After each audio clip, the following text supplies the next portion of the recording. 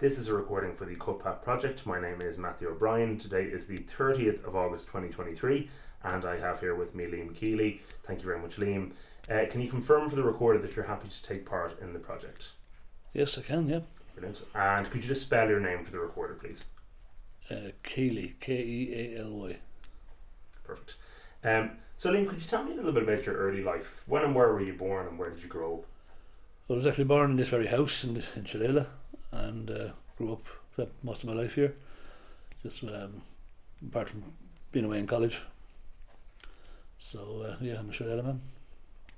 And some of your earliest memories maybe from childhood? I don't prepare me for questions like that. What do I say? Even your school days? Did you go to school locally here? Yeah, I went to school here in Shillelagh, national school, primary school. Then I went to secondary school in St Peter's College in Wexford.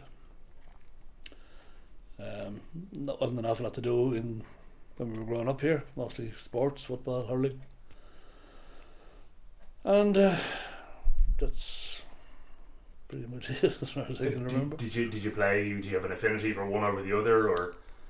Yeah, I preferred football, and then I much preferred soccer, which wasn't played here at the time.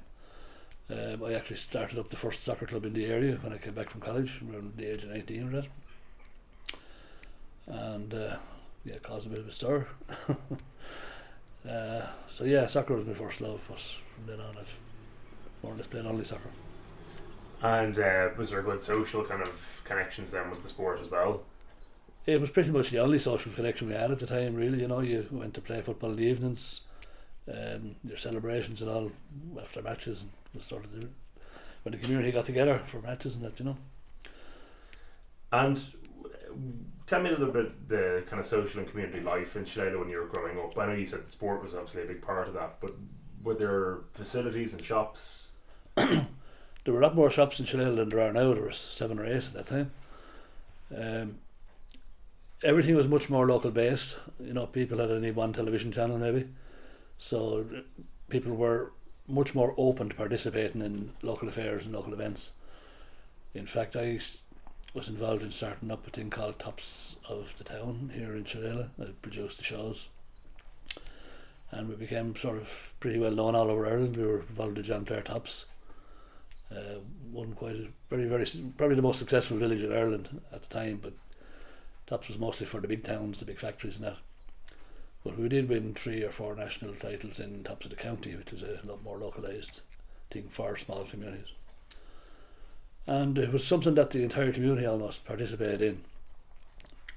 I remember when we were in one national final in Wexford and practically everybody in Shillelagh was on the buses going to Wexford. Yeah, so that really brought a great sense of community together. It was the kind of thing that there was an involvement for everybody, not only on stage but backstage and all sorts of different things that sort of everybody could be involved in, you know. And I'd recall a lot more social activity in the village at that time, you know, with the football clubs and kids' activities, and whereas now kids are all more so playing their own private games, and there doesn't seem to be as much unless it's really organised. Probably every evening when we were growing up, every chap in the place would be down on the fairgreen and every fine evening kicking the ball around or playing with a hurl or running or chasing or doing some development. But not so much nowadays. All has to be organised, you know. And do you have any particularly fond memories of the Tops? Oh yeah, it was a great time, a great sense of community and great camaraderie in it, like, you know. Everybody knew everybody, and whereas nowadays it's changing that you don't know who your neighbours are anymore. But at that time everybody knew everybody, and the Tops just brought everything together. That anyone you didn't know, you got to know pretty quick. And it was great for people coming into the area as well, that they could get involved in something like that, and within a few days they knew everybody in the place. So. And so there was obviously a very strong sense of community spirit then. What do you think has changed now? Well, what has changed is several things, like the advent of TV, access to much more entertainment, electronic entertainment, whether it be video games, television. People are more self-independent for their own entertainment. They don't need to congregate as much to get to do something. And then everybody more or less worked reasonably locally at that time as well. Whereas now you have people moving into the area who don't work in the area, don't shop in the area, don't maybe go to religious services in the area. They don't. That sense of community is not there anymore. You know. It's, And what kind of work did people traditionally from this area do? I think the two main employers around that time would have been what became Kerry Foods. Would have been Duffy Meats in Hackettstown. A lot of my school pals now would have ended up working there. They're the precursor of what's now Kerry Foods, or is now something else. And Collatin Estate, of course, most of the people worked in the Collatin Estate. And they would have been the main employers. Cheshire Home also employed a good few locals that time. And you mentioned Collatin Estate. Yeah. Did your family ever have kind of an interest in local history, or with local people, or maybe local places like Collatin? I don't know what you mean by. Did your family kind of have an interest in history, or did you indeed have an interest in kind of history, or the history even of Collatin? Yeah, I would have an interest in it, all right. Yeah, my family were. By my family, I believe you mean my father and brother. I didn't know much of his family. He was the last of them, I think, alive. But he would have been interested in the history of it, yeah. And what do you think is the significance of Collatin to Shillelagh? Well, I suppose going back, it was Shillelagh. Like Collatin owned all the houses. Most of the people in Shillelagh, before I was born, would have worked in Collatin in one way or another. It was huge significance at that time. And I wondered, you mentioned obviously the tops. Were there any other kind of local traditions or indeed celebrations, maybe when you were growing up, or indeed that have maybe continued to this day? Shillelagh was quite a hub that time. I remember the Shillelagh races was one of the biggest point-to-points in Ireland at the time. It used to be held on St. Patrick's Day, and it would go. The build-up would go on for days. You'd have hawkers and jockeys and horses and coming for days beforehand. Even after the demise of the railway, this was in the 60s now. The Shillelagh races was one of the big things. Then the Shillelagh Sports was held in August, I think, and it was the biggest, or the NACA Sports. NACA was an organisation that combined athletics and cycling, and the fairgreen here in Shillelagh was purpose built way back by Collatin, I believe, as I think it was initially a rugby pitch, but it had a proper asphalt or ash track around it, not asphalt, ash. So there was ash underneath the grass, and what that meant was it was great surface and didn't get soggy. So it was one of the few fields in Ireland that you could ride bicycles on in a wet day. So year after year the NACA national sports were held in Shillelagh simply because the bicycles could use the ash track.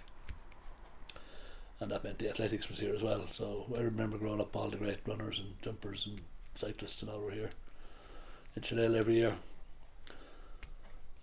So yeah, it was quite a hub for different things. Then there was a marquee festival every summer as well, went on for a month, 6 weeks. And there was a big football tournament held in Shillelagh around to coincide with the marquee for the Cheshire Home Cup. It was held in aid of the Cheshire Home.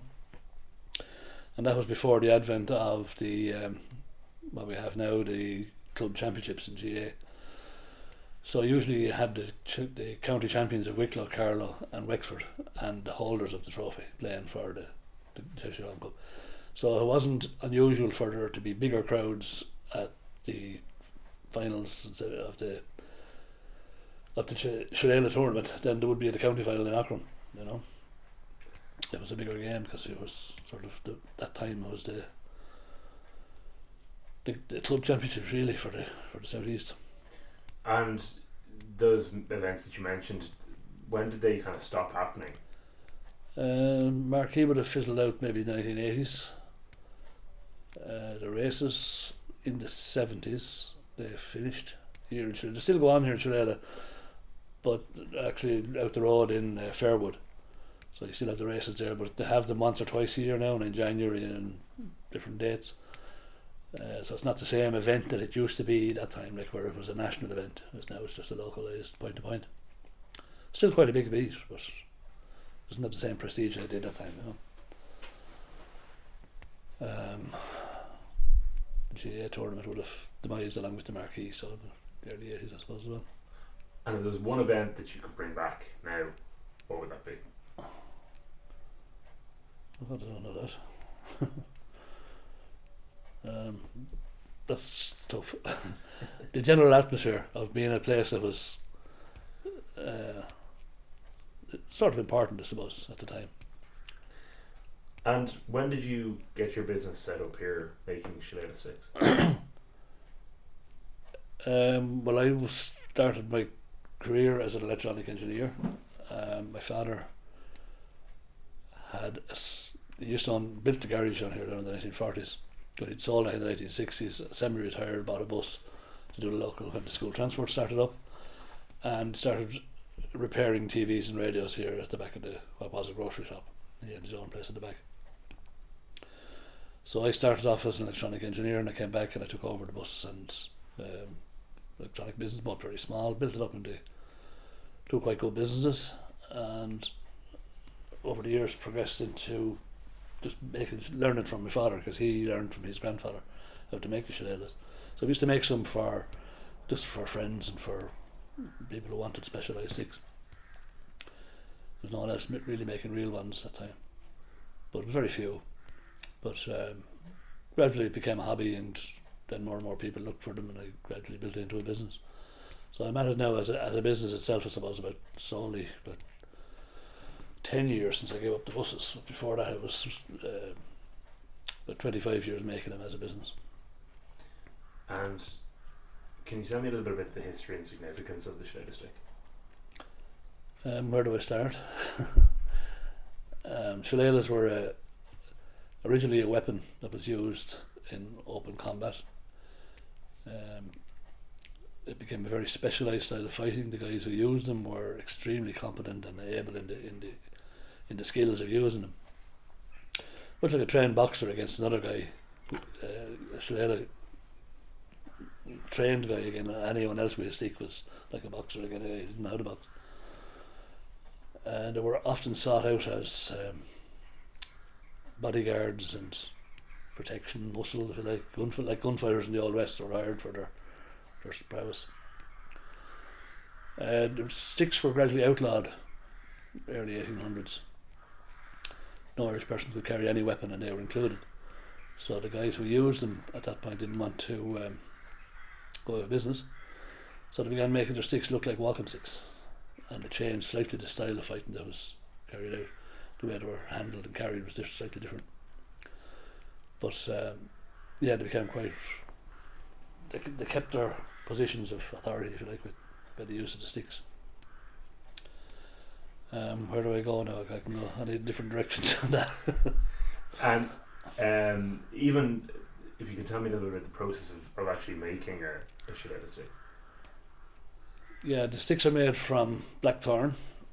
There's a lot of confusion. People often think they're made from oak or different woods because of the association of shillelagh with the oak forest. It has a connection, but it's not that they were ever made from oak. You can make a stick or a weapon from any wood. If it's hard enough, it'll hurt you. The reason blackthorn was the main wood used, as we know now scientifically, that it has the highest ratio of lightness to hardness of any wood you can find anywhere. Now, there are harder woods here in this country even, but particularly abroad. But the secret of the blackthorn was that it was quite light but very, very strong. So it made a fast and accurate weapon. And all the stick fighters would have preferred to use blackthorn sticks. I'm not sure where I'm going from there. Has the process of making them changed over time? Yeah, it would have. I'd have even changed it myself. What I would have learned to make from my father would have been the bog standard shillelagh, which weren't often brought indoors because they don't. Blackthorn, the way it was cured, and that doesn't like heat. So if it's in a confined, smoky room or whatever, be inclined to crack and warp. So most of my sticks now will be going abroad to hot countries, Texas, Florida, California, Australia. So it has to be protected against heat. So we've developed, incorporated some of the old system, but had to introduce some new materials in that, so that the sticks, when they arrive in hot countries, are not going to twist and crack and warp.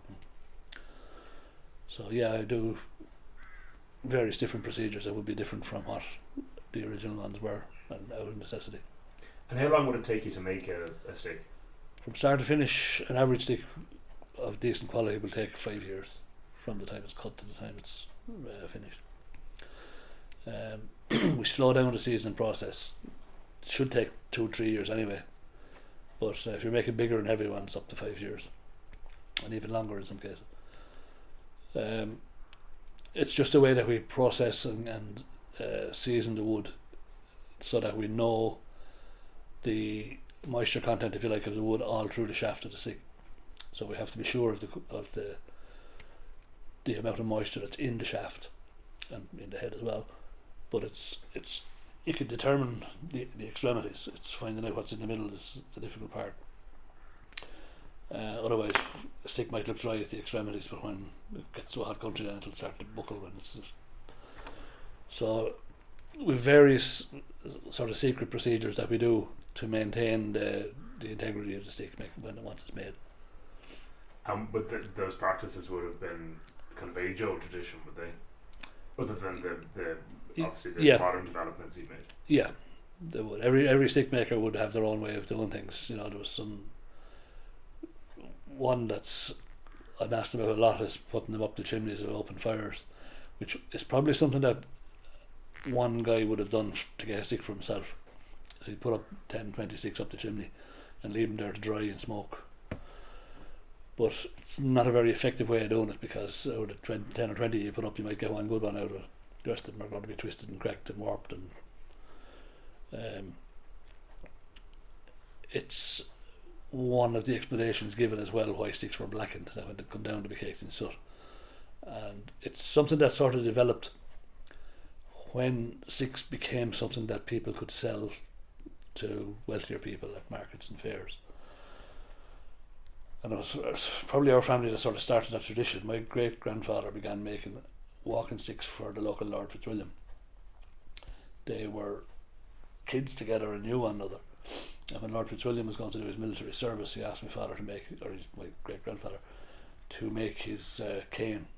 He had a great belief in the spirituality and good luck element of blackthorn. So he wanted a cane, and my father made an actual walking stick. It's a design that we're the only ones that still make, as far as I know, where it moves properly through the hand and is balanced and fits the posture of the person who's using it at a certain height. Quite difficult to make these, and they take a long time to process. But he, when doing his military service, then other officers, Irish officers serving in the British Army, saw the sticks and they got to like them and look for their own. And gradually a lot of the Irish officers serving in the British Army carried shillelaghs as their regimental canes, and still do to this day. We often make canes now for the graduating officers of the Royal Irish Regiment and the Royal Irish Guards. And this is where the sticks that this was made were blackened, and it's the gentry then coming along looking for blackened sticks. That sort of where the colours of them change from the natural colour of the blackthorn to the blackened colour, because people blacken them to make them look, but they're actually blackening just ordinary shillelaghs, ordinary blackthorn sticks, rather than actual walking sticks. It's an incredible history. When you were learning the process of making the sticks from your father, was there anything particularly difficult about it, or like frustrating maybe with the process? Yeah, there's a lot preventing sticks from cracking and warping at the wrong times, Gathering this stuff, harvesting is a difficult process enough, and finding good quality blackthorn. And a lot of it was trial and error myself. Like, I mean, you can.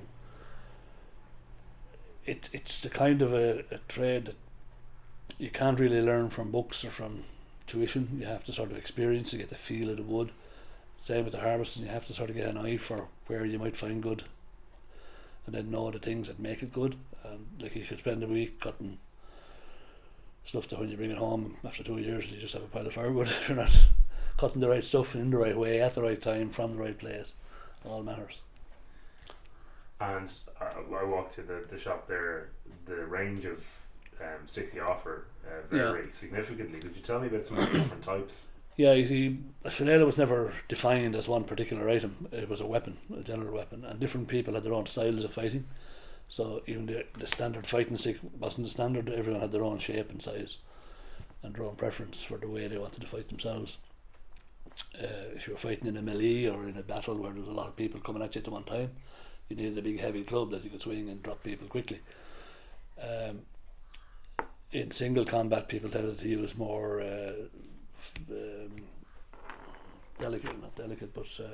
precise type of a weapon. Often duels weren't to the death, so you didn't want to kill the guy you were fighting, you just wanted to hurt him and put him down. So if you're going to hit someone with one of those clubs, the fight didn't last too long.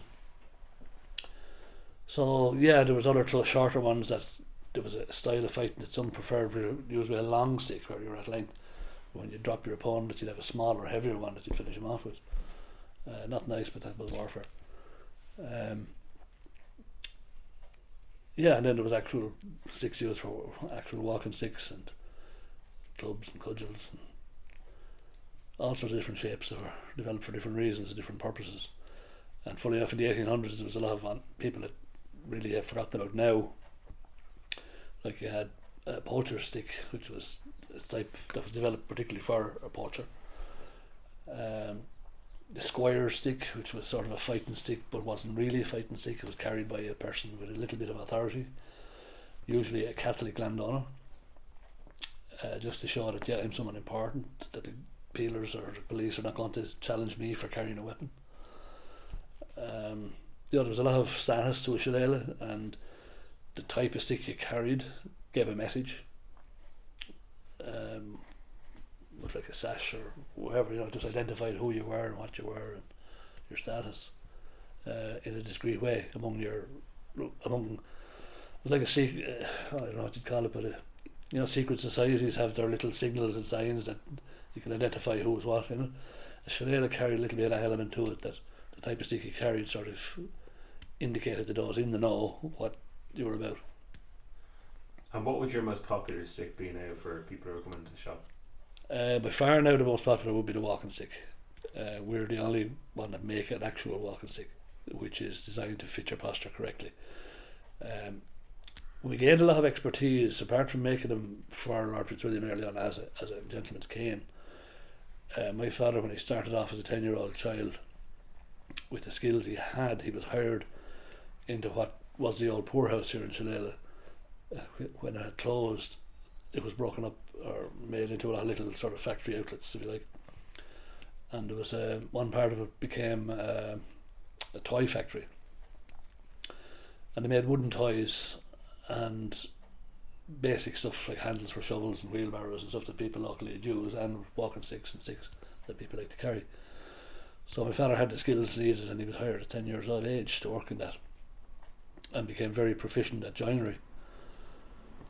And so much so that he won an award for his work, and the prize was a trip to one of the great exhibitions in London in or around 1920.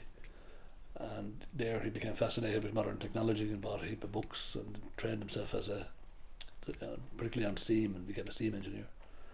Gradually built up his own garage, and gradually that's how the whole cycle started.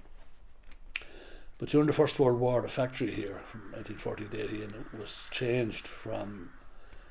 It was a subsidiary of factories that were in England, and in the factories in England made high-end rocking horses and stuff like that, particularly. And during the war, those factories were switched to production of rifle butts and aircraft frames and all that kind of stuff. So some of the higher ender stuff switched over here to a factory here in Shillelagh and one in Galway. And there's a guy in charge, I don't know his first name, but my father never referred to him as anything else, the old Hunter. So it was Mr. Hunter was the manager or whoever of the place. But they switched to making higher end stuff like the rocking horses and that for children, kids, Christmas and that. But after the war, then most of that production switched back to the factories in England, and there was a big demand after the war then for people who had lost limbs, and that was a big demand for prosthetic limbs and crutches and all that kind of stuff, and particularly for walking sticks as well. So one of the chief surgeons of the British Army actually came over here to assist them and advise them on developing sticks for the injured soldiers. So those are some of the skills that are passed on to me, and I actually make quite a lot of stuff now for the US Marine Corps, the guys that were injured in Afghanistan and Iraq, individually or not on an official basis, but they'd look for these walking sticks, and then they all attend the same rehabilitation centres as other guys, and then the other guys say, "Oh God, where'd you get that?" And so I through word of mouth, I do an awful lot of specialised walking sticks for guys who need a stick and don't want to be going around with a grey hospital cane, that kind of stuff, you know. That's a bit of bump to it. And the sticks we make, like, we can send them to anywhere in the world once we know the hand orientation, whether they're right-handed or left-handed, their height, and we work from that, and then it's down to them then whether they want other features, like, you know, big, thick, big knob, lead-loaded, thorny, whatever. But once we know their height and their hand orientation, we can make a stick that will work for them and push them into correct posture. So it's something that is unique to us in that way, and that's where it all came from. It's really interesting. Have you been involved then in many kind of local or even maybe in international heritage events or anything like that? Not local, no. I have done talks in Albany in New York. They have a Irish American Heritage Museum there, which we're associated with, and have spoken for them a few times. But I've been over there once. I've done recorded interviews for them as well. But no, we don't mass produce. We don't sell to other shops. We don't. It's all word of mouth, and it's all directly to the customer. And what kind of groups would be the most popular in terms of tourist groups that might come and see you? Would they be from one particular part of the world, or are they kind of all over? Yeah, we'd be very, very oriented towards the United States, where most of the Irish diaspora is. And the Irish that went to the United States had the right to carry weapons there. And the Shillelagh made a big impact. In fact, practically all of the stick fighters in Ireland in the 1840s, 1860s ended up in America. So the whole tradition moved to America.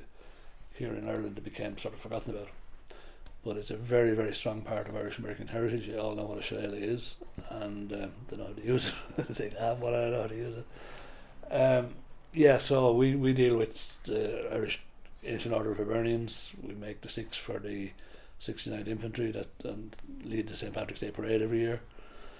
We're making them for the ROTC, which is the training college in Fordham, New York, for the National Guard graduating officers. They all have ones made for them.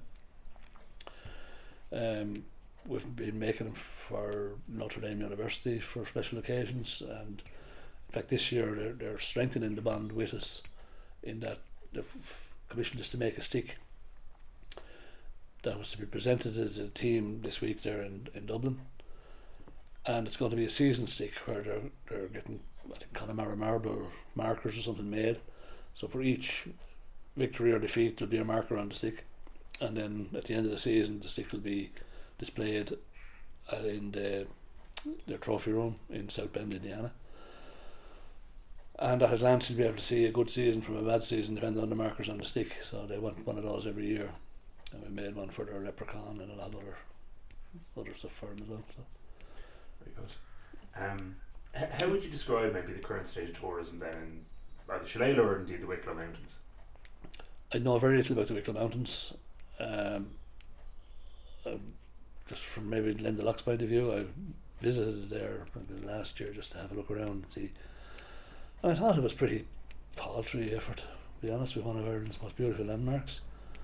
That a lot of things were closed down in it. Main issue seemed to be parking. You spent half your time trying to park and then get away again. The centre seemed to be, well, there was almost a barricade at the door when we tried to get in. There was, where are you going? There was lads in orange vests, didn't want anyone going in. It was closed for some reason in high season, I don't know why. It just seemed to be a lack of effort in it, I thought. I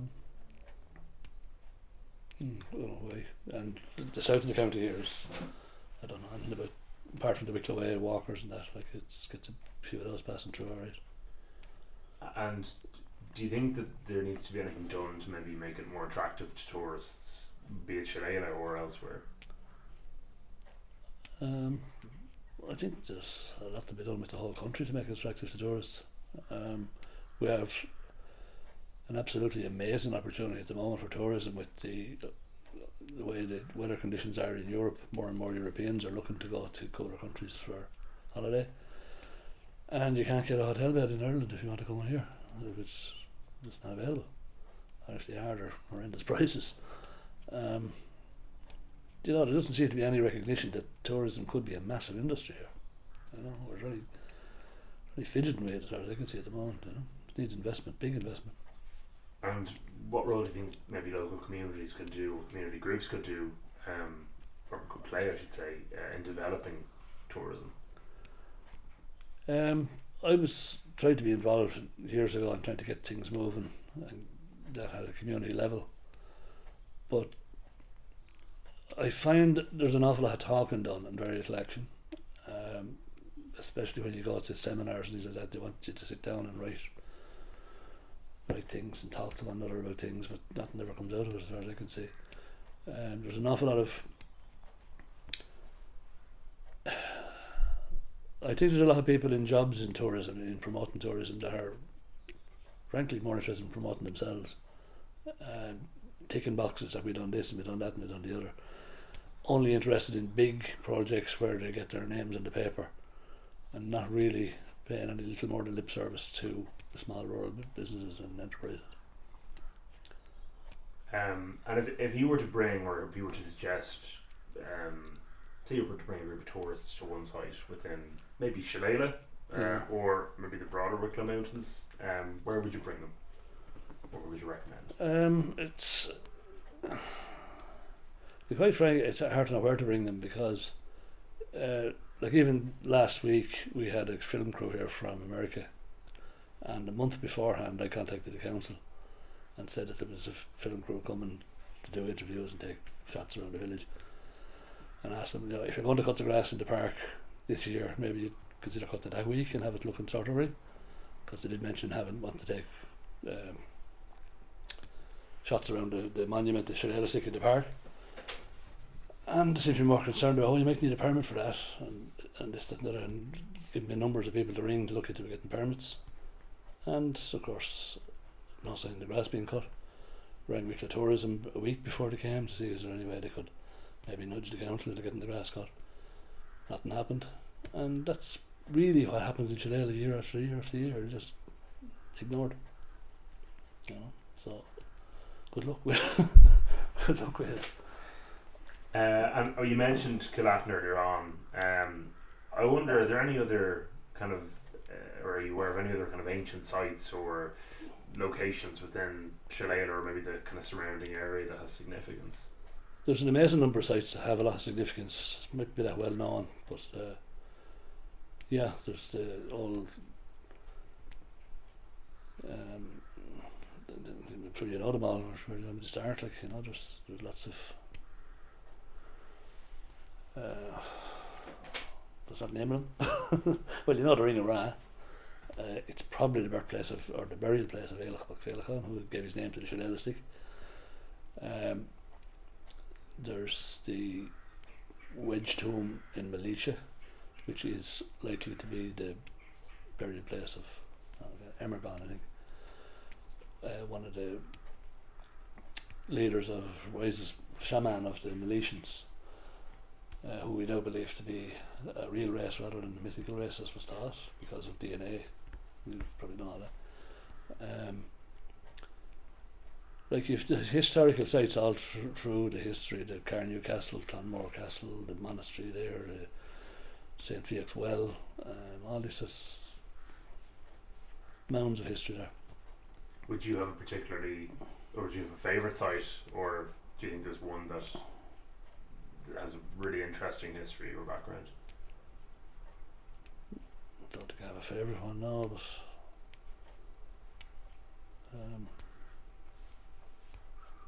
no, too many to choose from. So how much would you consider yourself to be, I know you mentioned earlier on you don't know much about the Wicklow Mountains, or you're not kind of as interested maybe in that, but how much would you consider yourself to be from an upland area maybe? I wouldn't see myself as being from an upland area, to be honest. But you're a proud Shillelagh man. Yeah, rural area, yes, but I'm not sure what upland means in the sense of I don't walk in the mountains around. I don't know much about them, to be honest. If you were to describe Shillelagh maybe to somebody who's never been here before, how would you describe it?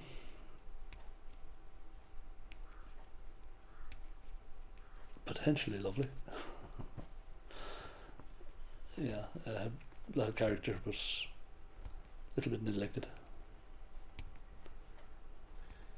And you know, we kind of talked about earlier on a little bit of changes maybe from when you were kind of growing up here to present day. What's it like to live here today? It could be lonely. Like the main street here now, there's not that many of the houses actually lived in. We used to have 3 pubs, down to 1.5. When I was growing up, there was 6, 7 shops, down to 1. You know, it's just if you go out after dark in the street, it's like being in a ghost town. You know, it's just dead. Whereas it just used to be a vibrant place, especially at the weekends and that. Like, you know, it's hopping, as to say. But yeah, it seems to be just sort of a dormitory town now. There's a lot of people who live here that don't socialise. They live and commute to work. But I think it's improving. I think a lot of us people now are having children who are becoming involved in more local activities, I think, you know. But again, those children, once they reach a certain age, will go away to college, and that'll be the end of them, I think. You know, that's a vicious circle that way. What challenges do you think that communities such as Shillelagh will face kind of in maybe the short and long term future? I think every village has a lot of difficulties. Shillelagh is probably lucky in one sense that there's quite a bit of jobs around, and also that we're in commuting distance for Dublin and work in other places.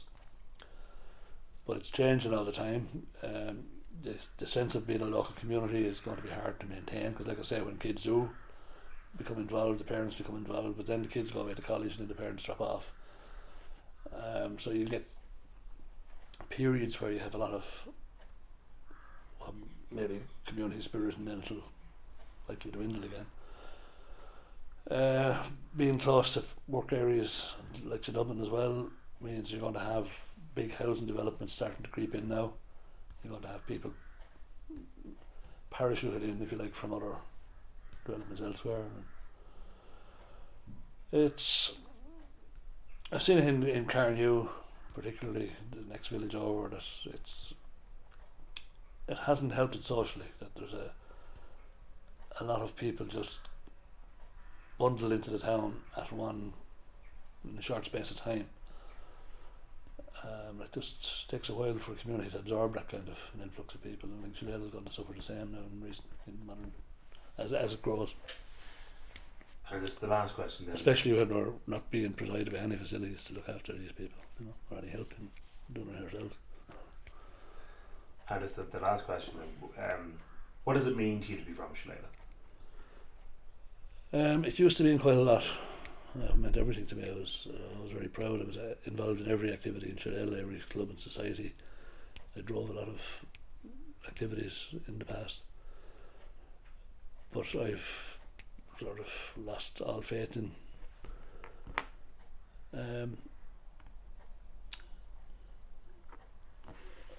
a sense of your, for want of a better phrase, pissing in the wind when you're trying to do something in Shirelle, because you just don't seem to get the assistance that's needed to drive on things, you know. You're left to your own devices. If you can do it all yourself, that's fine, they'll leave you to it.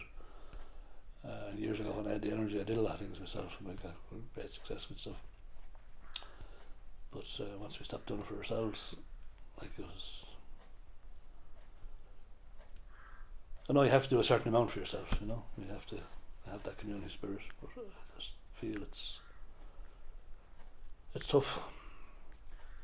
And is there anything that we haven't talked about that you'd like to add to the record?